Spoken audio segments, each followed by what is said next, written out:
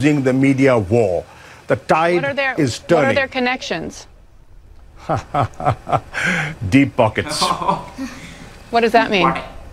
Well, they're very influential people. I mean, they control media.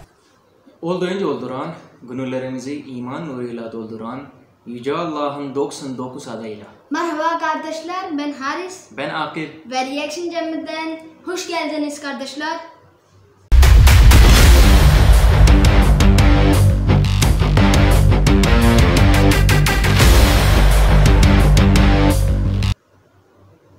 And welcome to another video of Reaction Chamber. Today we are going to react on an interview of Foreign Minister of Pakistan to CNN news channel.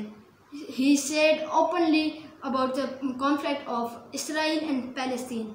Yeah, Shah Mahmood Qureshi, the Foreign Minister of Pakistan, have been interviewed by CNN News, and they talked about the issue, and he gave a very straight and forward response to her. This interview had been gone viral in the whole world, so we also wanted you to see what he said to that interview taker and what were the answers given by him about the conflict. Let's see. Before going for the video, hit the like button if you like the video. Comment down below the links of other videos you want us to give reaction on. If you are the first one on the channel, subscribe the channel and hit the notification button so that you will be notified about all other videos uploaded on our channel. So let's go guys for the video.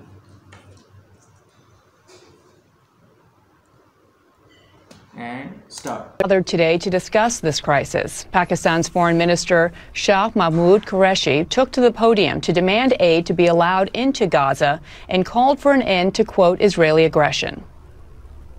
A just solution for Palestine is imperative for the maintenance of regional and global peace and security.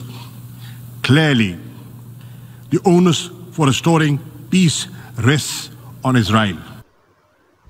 And the Pakistani Foreign Minister joins me now from New York. Mr. Minister, thank you so much for joining us. It has been a very busy day. From your end, do you hear any talks about a possible ceasefire coming anytime soon?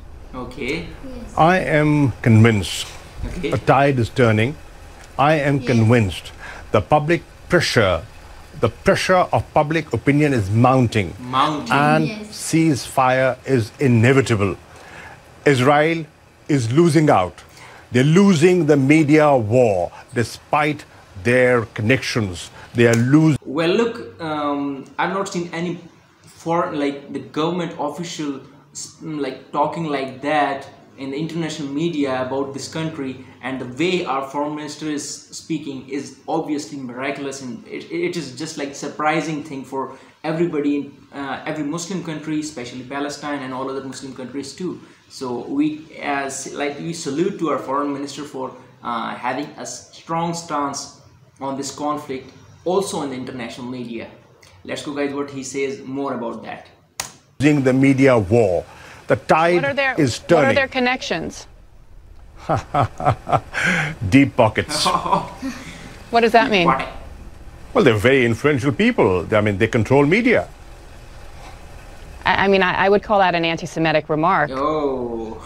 Well, you see, the point is they have a lot of influence. They get a lot of coverage. Now, what has balanced that is the citizen journalist who has been reporting, sharing video clips, and that has jolted people, and that has woken up people, and people who are sitting on the fence are today speaking up.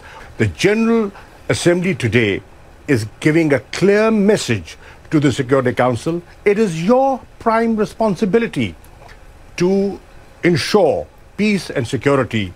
Please live up to the UN Charter. Great. Look, like he is clearly telling it to the UN, to the Security Council, to the international media, that you have to do your part so that this conflict can be solved. And like he is not shying off from saying anything that is right and anybody else don't want to hear it. He's just saying the truth.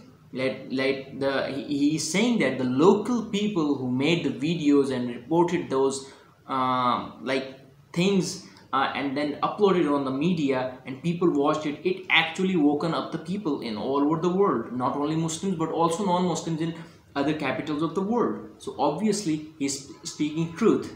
Let's see what he's more going to say. I am saying when you do not engage, when there are no negotiations, when there is occupation, when there's genocide, when there's war crimes, when there's ethnic cleansing, then an extremist element takes advantage of that situation. Avoid it. How do you avoid it? You avoid it by pursuing a two-state solution, by adhering to the Security Council resolutions, respecting them, implementing them, fulfilling the promises that have been made and have been often broken. So I believe that the answer is Israelis and Palestinians living side by side in peace, and it can only be done through a two-state solution, through negotiations, by cessation of hostilities, and a ceasefire is the first step in that direction. First ceasefire. Well, what we are saying, what is wrong, and I'm not shying away from that. What I'm saying is, this insanity must come to an end. We must promote dialogue, we must sit and talk, and we must promote peace. Israelis and Palestinians, everybody has a right to live. They have a right to protect their children. Look at what's happening. 230 innocent people have been killed. More than 50,000 people have been displaced. You know, 50 schools have been bombed. Hospitals have been targeted. Red Cross has been targeted. The AP office, media outlets have been targeted. Everything. And what they're saying is, okay, if you think there was Hamas presence there, why don't you have an independent investigation? So what needs to be done then to the Uyghur community around? He's like fully straightforward person, not trying to say anything that he want to say but people don't want to. He's like just saying the things and telling it to the media and the international community that what people actually feel about this conflict.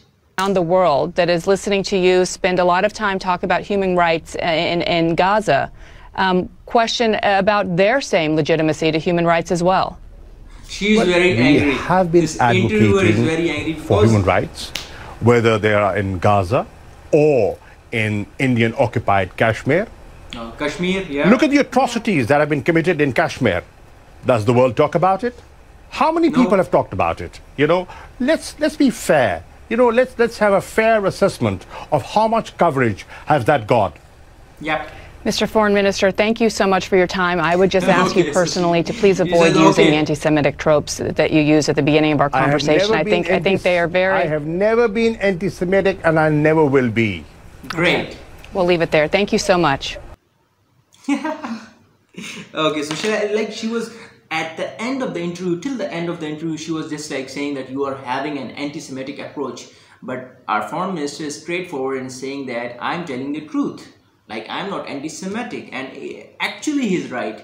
The people who watch this interview would obviously agree with our foreign minister, not only in the Muslim countries, but all other non-Muslim countries too. Because what he said is just being proven on the media by different means. So obviously everybody have to stand for the right thing, for the right path, so that there would be no conflicts, there would be no any type of bad things happening in the world. Peace must be like spread in the world. There must not be any hate against any country, any community, any religion.